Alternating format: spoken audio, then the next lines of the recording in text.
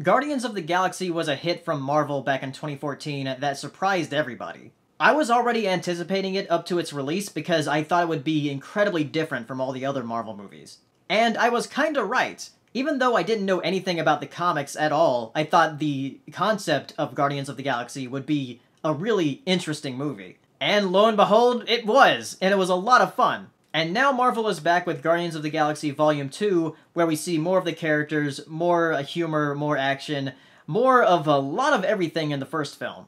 The film starts out with the Guardians protecting these batteries on this planet from this interdimensional monster, and the bounty they get for it is Nebula, one of Thanos' daughters. So they take her to get the reward, but Rocket actually stole some batteries, so now the people of that planet are after them.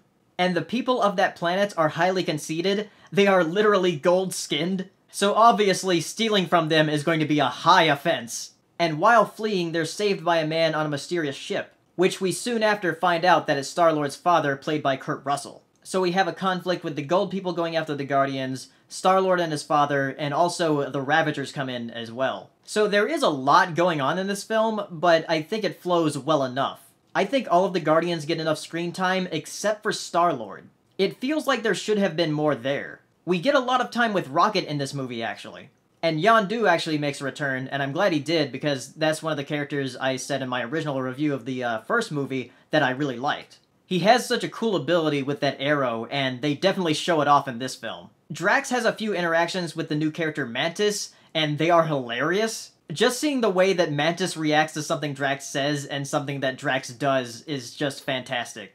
I thought they were going to abuse Baby Groot's cuteness a little too much, but they kind of get that out of the way in the beginning. He's sprinkled in a little bit more throughout, but I don't think he's overused. Gamora also has an interesting plot development with her sister Nebula, and we see more character development there, and we also see character development with Star-Lord, but it doesn't really work as well as with the Gamora and Nebula stuff.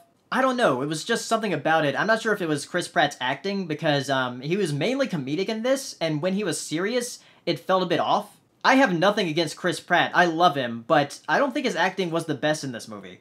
There is a bit of a twist in this movie, but you kind of see it coming from a mile away. While I did have a lot of fun with this movie, I don't think it's as good as the original. It's one of those things where the first was so unique, it's really hard to do that again.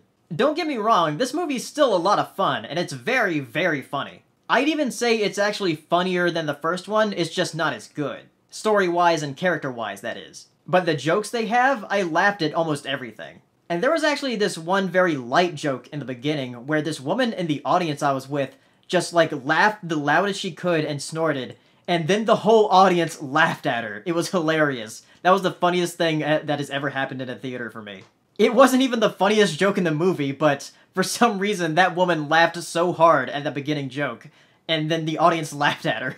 I could tell that the audience was not laughing at the movie. So Guardians of the Galaxy Volume 2 is definitely worth watching. It's still probably one of my favorite Marvel sequels outside of the Captain America ones. So if you've seen Guardians of the Galaxy Volume 2, tell me down in the comments, and tell me who your favorite character is. For me, personally, it's Rocket Raccoon.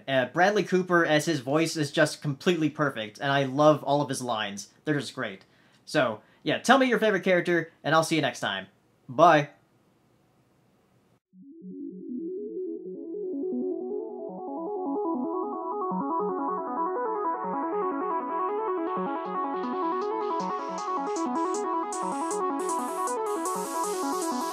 Good evening, ladies and gentlemen. Well, by now we're getting a bit used to winter. We're like soldiers in the middle of a campaign.